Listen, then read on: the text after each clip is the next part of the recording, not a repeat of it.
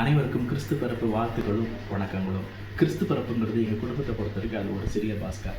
ஏன் அப்படி சொல்கிறேன்னா, பாஸ்கர் திருவிழா அன்னைக்கு இஸ்ராயல் மக்கள் கடவுள் தங்கள் குடும்பத்துக்கு செய்த அடையாளங்களும் அற்புதங்களும் அடுத்த தலைமுறைகள் கடத்துனாங்க.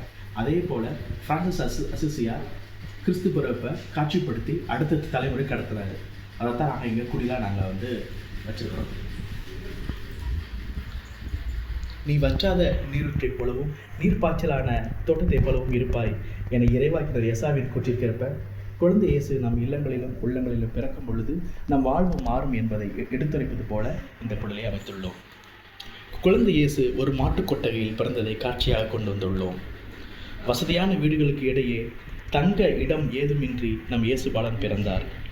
உன்னதங்களிலே கடவுளுக்கு மாட்சிமை உண்டாகுக, பூ உலகில் நம் மனத்தோருக்கு அமைதி ஆகுக என்று இடையர்களுக்கு அறிவித்த தூதர்கள் நம் அனைவரையும் நல் மனத்துடன் வாழ அறிவுறுத்துகின்றனர். நாம் நம் மனதில் நம்பிக்கை, மகிழ்ச்சி, அன்பு மற்றும் அமைதியை வளர்க்கும் பொழுது நம் வாழ்வு குழந்தை இயேசுவின் பிரசன்னத்தை பிரதிபலிக்கும்.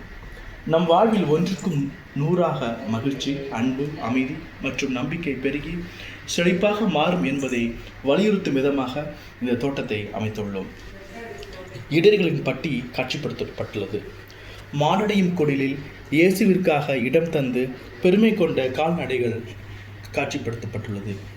செல்வ செழிப்பான மாளிகை இருந்தும் சேசுபாலன் தேர்ந்தெடுத்தது வசதியற்ற மாட்டு தொழுவத்தையே. நாமும் பணம் என்பதை 2ஆம் பட்சமாக கொண்டு எளிமையை கடைபிடிக்க வேண்டும் என்பதை உணர்த்த இந்த மாளிகையை காட்சிப்படுத்தியுள்ளோம். இறைமகனை பெற்றெடுத்த புனித மரியா, இயேசுவின் வளர்ப்பு தந்தையான சூசை இருவரும் கடவுளின் மகனை ஆராதித்து வணங்கும் காட்சியை நாம் பார்க்கிறோம். இறைமகனை புகழ்ந்து பாடும் வானதூதர்கள் மற்றும் இடர்களை காட்சிப்படுத்தியுள்ளோம். குடில் அமைக்கும் பொழுது எவ்வாறு குடும்பத்தில் இருக்கும் அனைவரும் தம் வேலைகளை பகிர்ந்து கொண்டோமோ, அதே போல ஒருவருக்கொருவர் வாழ்ந்து உதவி செய்து வாழ்வில் வளம் பெற இந்த கிறிஸ்துமஸ் நாள் என்று உங்களை அன்புடன் அழைக்கிறேன். மீண்டும் கிறிஸ்துமஸ் நல்வாழ்த்துக்கள்.